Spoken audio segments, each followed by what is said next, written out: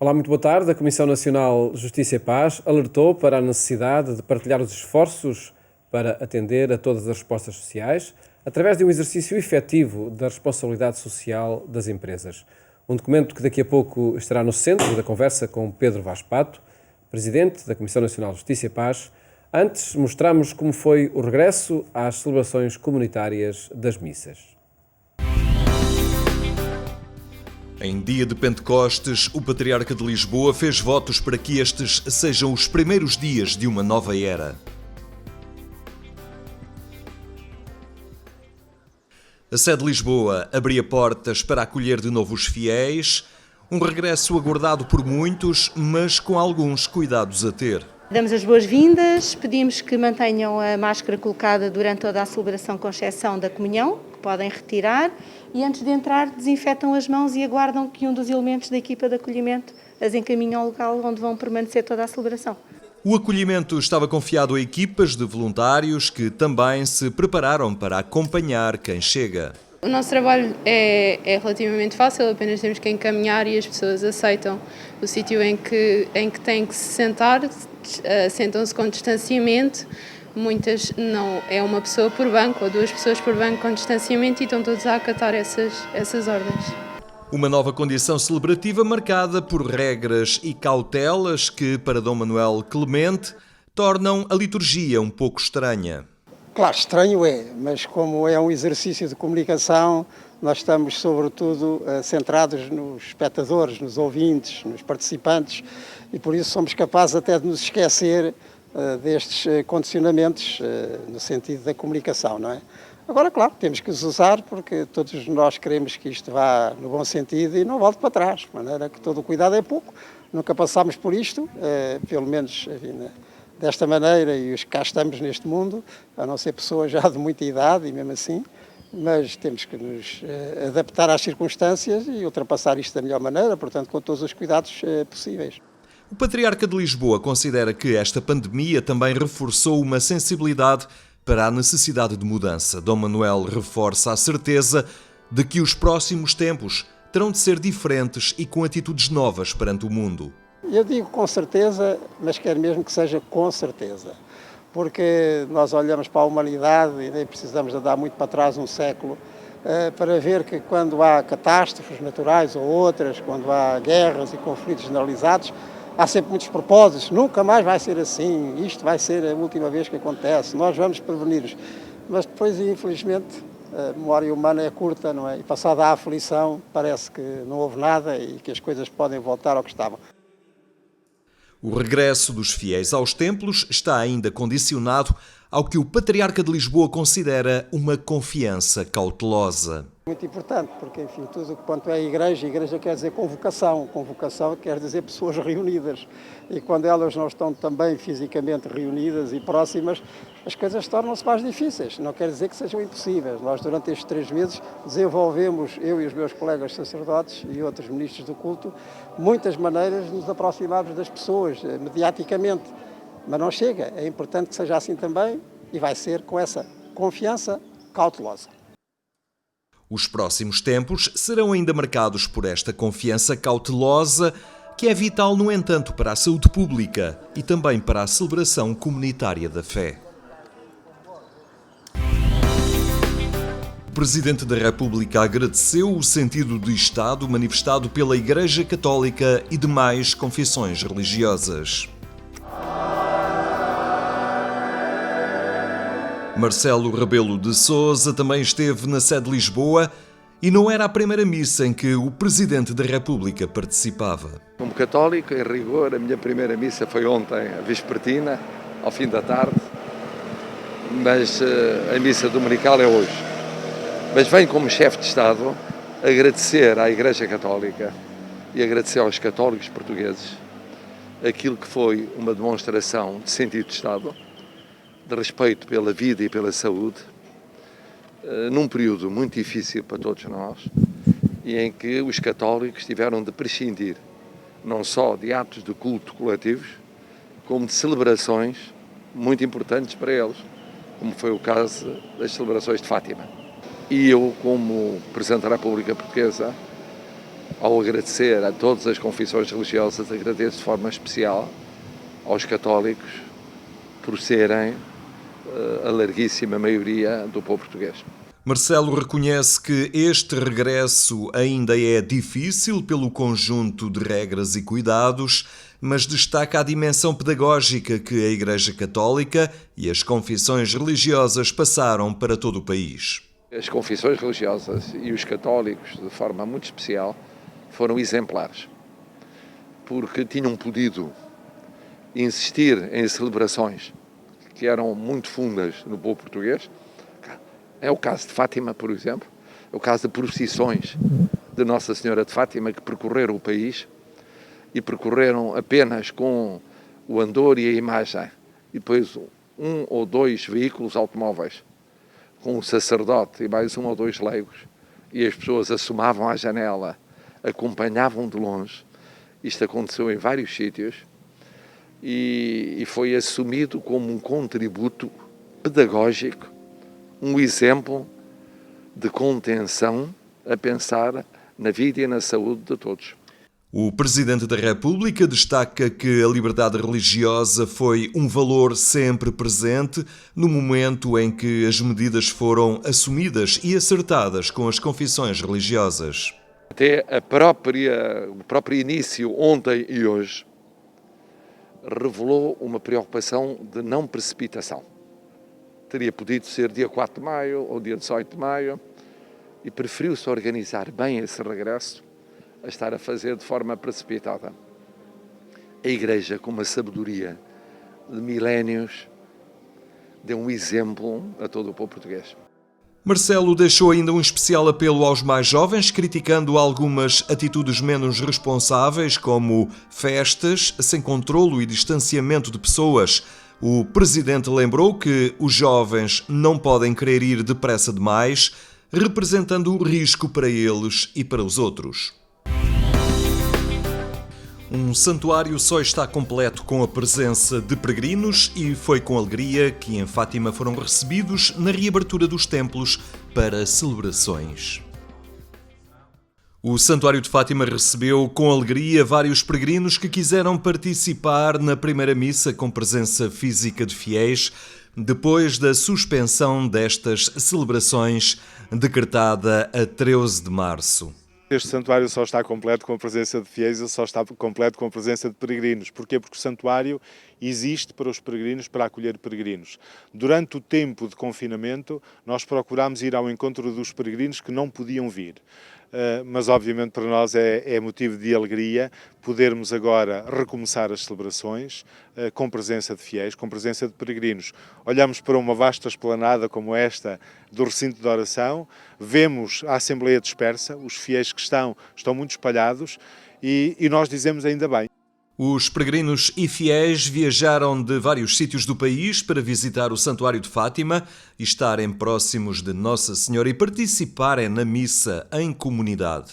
Acho que é muito importante a participação na missa com os fiéis junto, embora nós possamos rezar fora do santuário, eu penso que é muito importante participar, estar próximo do sacerdote, próximo de Nossa Senhora, portanto, acho que é fundamental.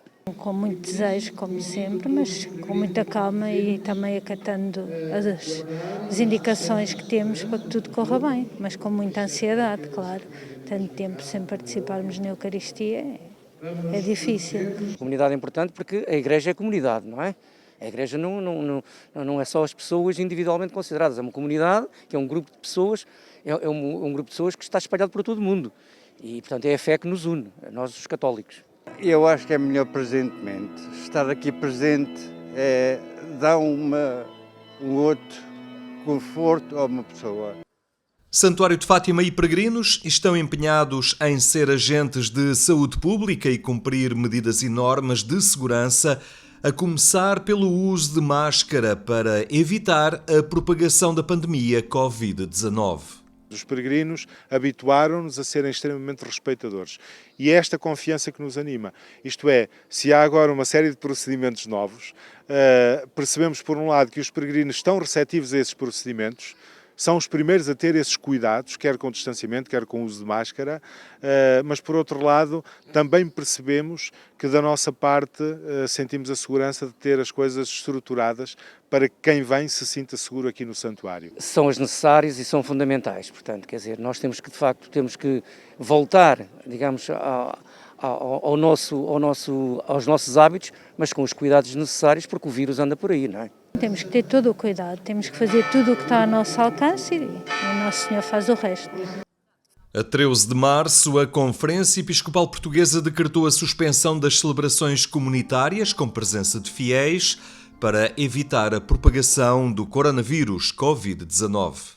Nos últimos 2 meses, a Igreja migrou e adaptou-se para a internet e os meios de comunicação social. Através dos meios de comunicação social, participávamos na missa, através do Facebook, usámos o que podíamos e fizemos muitas orações em família e tentámos viver integrados na igreja como sempre. Tenho acompanhado religiosamente, digamos assim, as celebrações eucarísticas na televisão, portanto, quer no Canal 1, quer na TVI e também na Igreja, mas não é a mesma coisa. Não é de facto a mesma coisa, com muita saudade. Sempre ligada à Canção Nova, aqui a Fátima, à Missa das 11, ao Terço, tudo. Acho que eles estão de parabéns, porque foi muito enriquecedor, muito, muito mesmo. O Santuário de Fátima regressou este sábado ao seu programa habitual de verão, celebrando diariamente 7 missas e 5 recitações do Terço, na Basílica da Santíssima Trindade e na Capelinha das Aparições.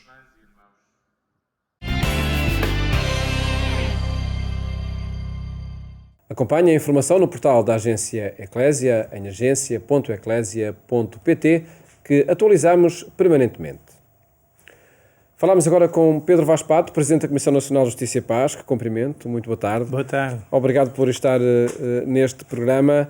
A propósito desse documento publicado há dias, onde se denunciam, de facto, a distribuição de dividendos das empresas, não é?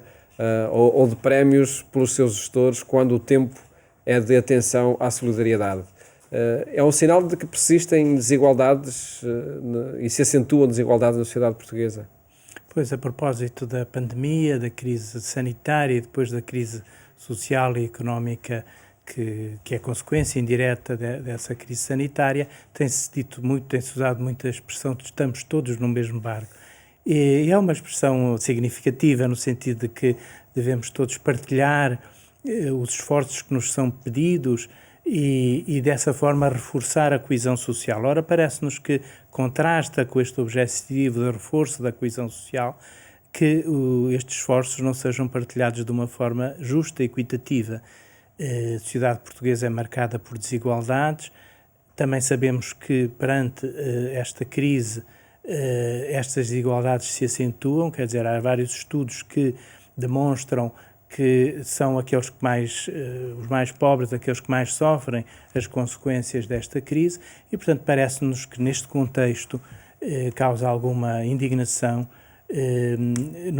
causam estas notícias de que há prémios de gestão ou distribuição de dividendos que, pela sua dimensão, pela sua amplitude, contrastam com aquilo que são os sacrifícios que estão a viver muitos dos nossos compatriotas. Uhum. E, portanto, é este apelo que nós fazemos, não é? Portanto, à responsabilidade social das empresas. Não contestamos que até possa ser legal essa distribuição de dividendos ou essa distribuição de prémios, mas numa perspectiva que vai para além da estrita legalidade e que tem também em conta critérios de justiça social e de solidariedade, parece-nos que é contrário a este objetivo de reforço da coesão social a distribuição desse tipo de prémios ou de dividendos. A proposta da Comissão Nacional de Justiça e Paz seria de canalizar lucros ou de canalizar esses prémios para quem de facto está a precisar? Pois, no fundo, implicitamente é isso, quer dizer, isso depende. Não sugerem no documento, não mas há que ser consequente, assim não é? Abertamente, mas é o que implicitamente estamos a dizer, portanto, não é pura e simplesmente poupar ou reservá-los, mas de facto destiná-los a fins de solidariedade social. Sabemos que isso é aquilo que nós estamos a verificar, muitas iniciativas espontâneas da sociedade civil, das instituições mais diversas, no âmbito da Igreja, mas não só, que demonstram uma reação clara das pessoas, portanto as pessoas são sensíveis a este agravar da pobreza e portanto querem fazer aquilo que está ao seu alcance para minorar as consequências desta crise. Isso não deve ser uma reação momentânea, porque também esperamos, enfim, o previsível é que a crise perdura ainda durante bastante tempo e, portanto, não basta uma reação emotiva momentânea, portanto, tem de ser um esforço contínuo. É verdade que aqui há um papel importante do Estado, mas a sociedade civil não se pode desresponsabilizar e esperar que seja o Estado a resolver os problemas todos, até porque não podemos negar os constrangimentos financeiros que não desapareceram agora, que a dívida pública portuguesa continua a ser muito elevada e não vai desaparecer assim de um dia para o outro. Mesmo que não seja agora a prioridade a redução dessa dívida, depois mais tarde teremos que nos confrontar com esse problema e, portanto, não podemos esperar do Estado tudo. Portanto, a sociedade civil tem um papel importante e as empresas também têm um papel importante. A responsabilidade social das empresas não é algo teórico, não é? A responsabilidade das empresas não é algo teórico, não é uma simples questão de imagem, de política de imagem da parte das empresas, mas é um compromisso que exige coerência. E essa coerência demonstra-se em situações como estas. Portanto, é um apelo à responsabilidade social das empresas que nós fazemos em relação a estas políticas de retribuições elevadas, de distribuição de dividendos que não contemplam os trabalhadores, porque é um bem que haja empresas prósperas, mas precisamente é quando estas empresas que não são atingidas pela crise, há algumas outras que são, também aqui há quem seja atingido pela crise de uma forma absoluta, fica sem rendimentos de um dia para o outro, mas há outras pessoas que não sofrem da mesma forma. E, portanto, tem de haver aqui, assim, uma solidariedade de uns para com os outros, daqueles que não sofrem tanto com a crise para com aqueles que sofrem. Até que ponto ou sinais que mostram que não há uma partilha de esforços neste tempo em que é preciso ativar respostas sociais, essa não partilha de esforços pode pôr em causa a coesão social? Pois, precisamente aquela sensação de que estamos todos no mesmo barco, não é? Que todos somos sensíveis às consequências desta crise é posta em causa perante estas situações, quer dizer, de facto cria um sentimento de divisão entre os portugueses e, portanto, é isso que nós procuramos evitar e, portanto, o apelo que fazemos é também para que, de facto, todos sintam, cada um de nós sinta como seu aquilo que acontece a todos os que estão à nossa volta, especialmente os mais vulneráveis. É isso em relação à questão sanitária, que ainda hoje se sente, não é? Portanto, e esta experiência que fizemos, até de fazer todos estes sacrifícios para evitar que houvesse mais consequências trágicas da doença, é uma experiência que também se pode aplicar a outros âmbitos da vida social e também ao âmbito social e económico que é agora esta crise que se apresenta perante nós. Este tempo de pandemia, de facto, de fecho das famílias em casa, de muitas empresas que tiveram de interromper a sua atividade, a retoma progressiva que vai acontecendo, conseguimos chegar a um novo normal, ou, na sua opinião, nomeadamente a nível económico e financeiro, ou por aquilo também que observa a Comissão Nacional de Justiça e Paz, persistem desigualdades, os indicadores continuam a ser escandalosos, como afirmam no documento? Pois, tem acontecido ao longo da história que situações de catástrofes naturais ou até outro tipo de calamidades, como as guerras, são uma ocasião de repensar o sistema, não é? Aconteceu isso depois da Segunda Guerra Mundial, portanto, todos os esforços da unidade europeia nasceram a partir da lição colhida com a Segunda Guerra Mundial, no plano das relações internacionais. Isto é um exemplo de como estas catástrofes às vezes são um pretexto para repensar os sistemas e também pode ser esta uma ocasião, não é? Quer dizer, não fazer tudo exatamente como era antes, também não perder aquilo que havia de bom, não é? E, portanto, eu às vezes está em causa a globalização. Sim, vamos ver, há aspectos positivos da globalização que não devem ser postos em causa, mas também há outros que devem ser corrigidos. E, portanto, esta pode ser uma ocasião para o fazer. Também o cuidado com o ambiente, já que há novos investimentos a fazer. Nestes investimentos podemos ter uma perspectiva de curto prazo, de lucro imediato, uma perspectiva mais ampla que tem em conta também o futuro e também necessidades, portanto, no fundo também a saúde pública depende muito da preservação do ambiente. Pode não ser exatamente este tipo de pandemia, mas há outro tipo de ameaças à saúde pública que dependem do cuidado que é dado ao ambiente. E, portanto, o esforço de reconstrução pode ser noutra base e, portanto, esta pode ser uma ocasião para construir com outros alicerces. De forma que a Comissão Nacional de Justiça e Paz foi continuando a acompanhar os acontecimentos, a observar aquilo que ia ocorrendo e a analisar e a propor também as pistas da doutrina social da Igreja. Pois é esta a nossa missão. Portanto, nós não temos propriamente uma missão assim, de ação concreta, como têm outras instituições da Igreja, mas o nosso esforço é de esclarecer, de formar a opinião pública. E continuou nestes meses mesmo de isolamento? E temos procurado fazê-lo reunindo através de videoconferência. Vamos fazer assim nos tempos mais próximos e acho que, portanto, essa nossa missão nós não desistimos dela. Àquilo que vai acontecendo. Mais do que nunca é importante ter este.